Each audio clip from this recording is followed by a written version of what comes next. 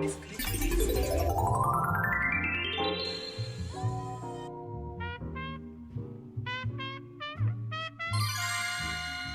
right, so welcome to another deep dive. Yeah. Today, we're going to be cracking open a character study with Goldina Lockland.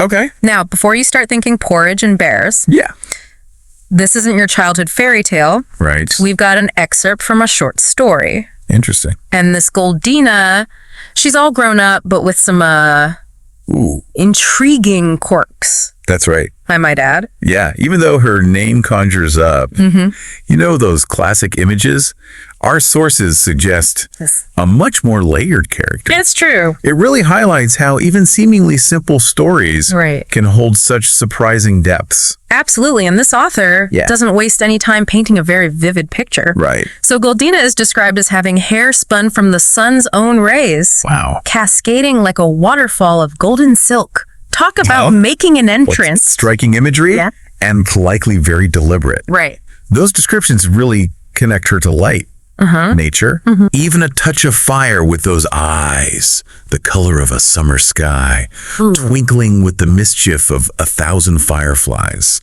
Makes you wonder if her personality is as radiant and carefree as she first appears.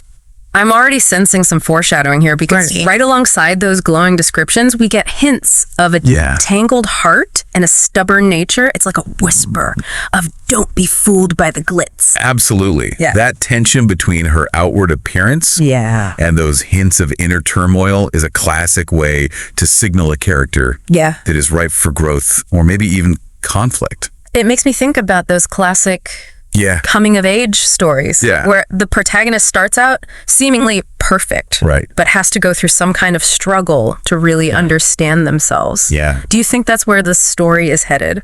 It's certainly possible. And speaking of getting a glimpse into Goldina's world, we get a peek into her bedroom. It's described as a masterpiece of chaos. Interesting. With clothes and books scattered everywhere. Wow. But here's the kicker. Yeah. She finds it perfect.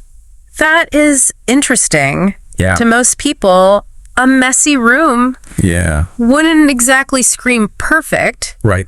What do you think that tells us about how Goldina views the world? On one hand, it could just be a quirky detail, you know, showing her free spirit. Right.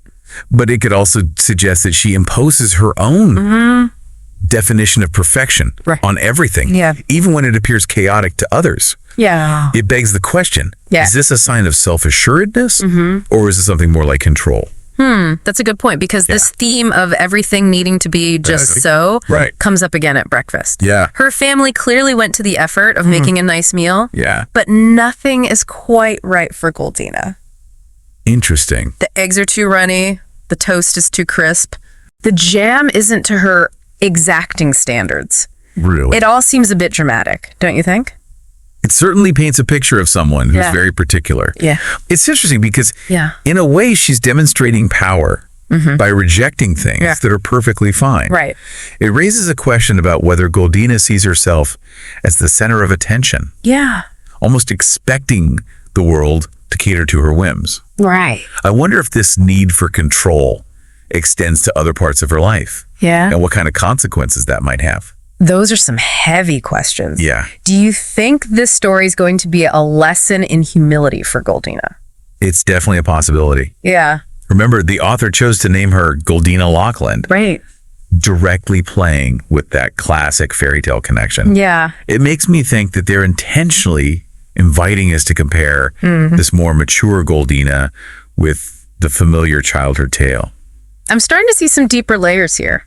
So we've got this beautiful and charming character, but with some potentially less charming traits lurking beneath the surface. What does this all mean? What? Are we about to watch Goldina crash into reality, or will she find a way to make the world bend to her will? The beauty of a good character study, isn't it? Yeah. We're left with more questions than answers. Right. And what's fascinating here is how the author drops a line hinting that Goldina's day will unfurl like a storybook with pages yet to be written. Okay. It suggests that a transformation is coming, but the direction remains a mystery. All right. I'm hooked so far. It seems like Goldina is confident, demanding, used to getting her way. But there are hints of a storm brewing beneath that sunny exterior. It's going to be interesting to unpack where this story goes next. It definitely is. And I think before we jump into the next part of the excerpt, it's worth reflecting on those early hints about Goldina's tangled heart. I wonder if those tangles might come from past experiences. Interesting. Maybe even hinting at a vulnerability behind her seemingly perfect facade. What do you think? That's a really interesting thought, because if we look at her need for control, maybe it stems from a fear of things unraveling. Right. A fear of not being the one in charge of the narrative. Exactly. Yeah. And that potential vulnerability adds a whole new layer to her character. It makes you wonder if her journey might involve confronting those fears and learning to embrace a little more chaos in her life. All right. Well, now I'm even more curious to see what awaits Goldina in Willowbrook. Yeah. Shall we dig into the next part of the excerpt and see what other clues we can uncover? Let's do it. It's fascinating how even those small details in the story can give us clues about Goldina's character. For instance, the text mentions her strutting through life with the grace of a cat that knew every spotlight was meant for her. Oh, I noticed that line too. Yeah. It really emphasizes that performative aspect of her personality. Right. Like she's always aware of how she's being perceived. Right. Always on stage. Yeah, and there's another line that struck me. Okay. It's a bit chilling. Her laughter, masking the sound of her own self-satisfaction. What do you make of that? It does hint at a certain level of self-absorption, doesn't it? Yeah. As if her focus is more on maintaining that perfect image rather than genuinely connecting with others. It makes me wonder if that constant need for validation might actually be masking some deeper insecurities. That's a thought-provoking point. Yeah, because if she's truly confident and happy, why the need for that mask? Right. And speaking of other people, how do you think her family fits into all of this? The story mentions them greeting her with knowing smiles, as if they're used to her dramatic entrances. That detail about their reaction is really interesting. Yeah. It highlights the complexities of family dynamics, doesn't it? Absolutely. Are they amused by Goldina's antics? Right. Or are they concerned about the potential consequences of her self-centeredness? Yeah, it's hard to say for sure. Right. But it definitely raises some questions. It does. It makes me think about how we as readers tend to perceive characters who demand perfection. Do we see them as strong and admirable? Right. Or do we start to feel a little wary of their need for control?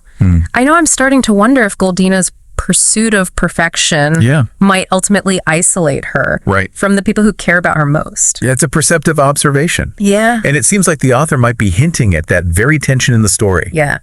Remember the passage where Goldina's father gently suggests that breakfast isn't quite perfect? Yeah. It's a subtle moment, but it feels like he's trying to challenge her perspective. You're right. And how does Goldina react with that melody laced with feigned humility? It's like she's acknowledging the imperfection. Right. Without actually letting it disrupt her carefully constructed self-image. Exactly. And her response. Yeah. Perfection is a rare thing, Father. But I suppose we must all strive for it, mustn't we? Wow. Just drips with irony. It does. She claims to value perfection. Yeah. Yet she rejects anything that doesn't meet her subjective standards. It's like she's living in a world where perfect means perfectly aligned with my preferences. Right. And that makes me think about how this might play out in other areas of her life. What happens when she encounters situations she can't control? Right. What happens when people don't meet her exacting standards? Oh, there's crucial questions. Yeah. And they lead us back to that central question. Okay. Is she truly striving for excellence?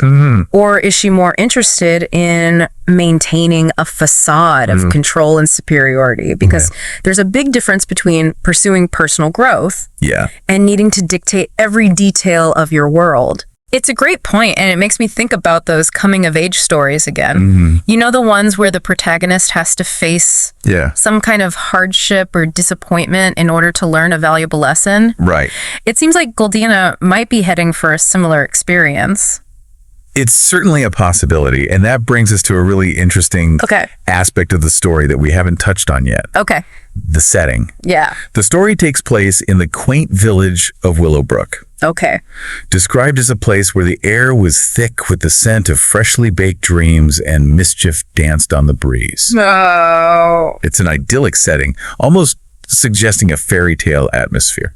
You're right. We haven't talked much about Willowbrook. Right. And that description really contrasts with the controlled, somewhat rigid world that Goldina seems to have built for herself. It makes you wonder how those two worlds will interact. It does, doesn't it? Yeah. Will that idyllic setting reinforce her sense of entitlement? Or will it offer her a chance to step outside of her carefully curated bubble and connect with something bigger than herself? I find myself wondering if the author might be using this setting to subtly highlight that tension between the internal and external world. That's a great observation, because if we think about Goldina's need for perfection, maybe it's a way of shielding herself from the unpredictability of the real world. Right. The messiness of genuine emotions and relationships. Perhaps Willowbrook will be the catalyst that forces her to confront that messiness head on. I like that idea. And speaking of relationships, we haven't talked much about the other characters in this little universe that supposedly revolves around Goldina. Right. How do they factor into her journey? Are they enabling her behavior? Yeah. Or are they pushing back against her need for control? Those are all such great questions, because those other characters, the ones who make up her world, will likely play a crucial role in her development. Absolutely. Whether they challenge her or support her, their presence will undoubtedly shape the course of her story. Absolutely. And this is where things start to get really interesting. Okay. Because now we're not just analyzing Goldina in isolation. We're starting to consider her within a larger context. Right. A web of relationships and external forces that will inevitably influence her choices and ultimately her transformation. It's amazing how much depth we're uncovering from just a few pages of text. I know, it's incredible. So far, we've established that Goldina is a complex character, full of contradictions.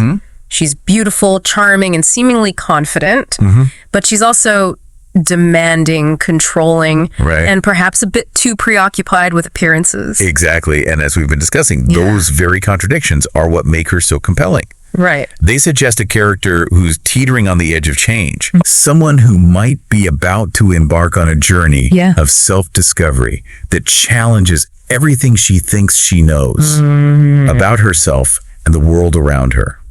Okay. I'm officially hooked. I'm ready to dive into the next part of the excerpt and see what other clues we can uncover about Goldina's journey. What do you say? We keep going? Let's do it. I have a feeling things are about to get even more interesting. This story, it really feels like it's setting us up for that classic coming-of-age tale. You know, where the main character starts out with this sense of entitlement, but then life throws a curveball and they're forced to learn some humility and empathy along the way. It's a familiar structure for sure.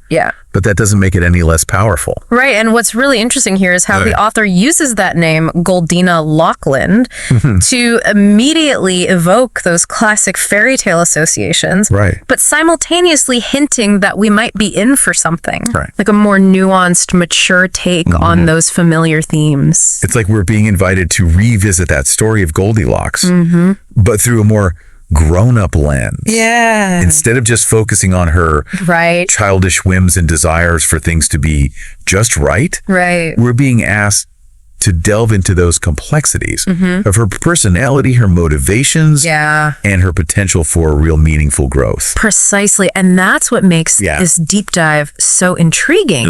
It's not just about rehashing a well-known story. It's about exploring those timeless questions of identity, perception, and the human condition, but through a fresh and unexpected perspective. Exactly. It makes you wonder if Goldina's journey might mirror our own experiences in some ways. I think so. Do we ever find ourselves imposing our own standards of perfection on others? Or struggling to see past those surface appearances to really appreciate the unique beauty of imperfection? That's such a powerful question. Because at the end of the day, Goldina's story is really a reflection of the human experience. We all have our desires, our insecurities, and those moments where we miss the mark. The challenge, I think, is to recognize those things within ourselves. And then choose to grow and evolve. I completely agree. It seems like Goldina is on the verge of a journey of self-discovery. Right. One that might force her to confront her carefully constructed world and embrace a new way of seeing herself and the people around her. It's going to be fascinating to see how she navigates those challenges, what lessons she learns, and ultimately who she becomes as a result of that journey. Well, we've certainly uncovered a lot about Goldina Loughlin. We have. In this deep dive. Yeah. From her radiant appearance and demanding nature to those subtle hints of vulnerability and a yearning for something more. She's proven to be a complex and captivating character. Absolutely. And while we only have a glimpse into her world so far, this excerpt has given us plenty to ponder. It has. It raises important questions about our own perceptions of perfection, our relationships with others, and the potential for transformation that exists within each of us. This deep dive into Goldina Loughlin, it's really just the beginning. Yeah. It sparks so many intriguing ideas and thought-provoking questions. So as we wrap up, I encourage you to keep exploring those questions. Keep diving deep into the stories that resonate with you and keep discovering those hidden depths that lie beneath the surface. Well said. Yeah. There's always more to uncover, more to learn, and more to appreciate. Right. And that's the beauty of a journey like this one.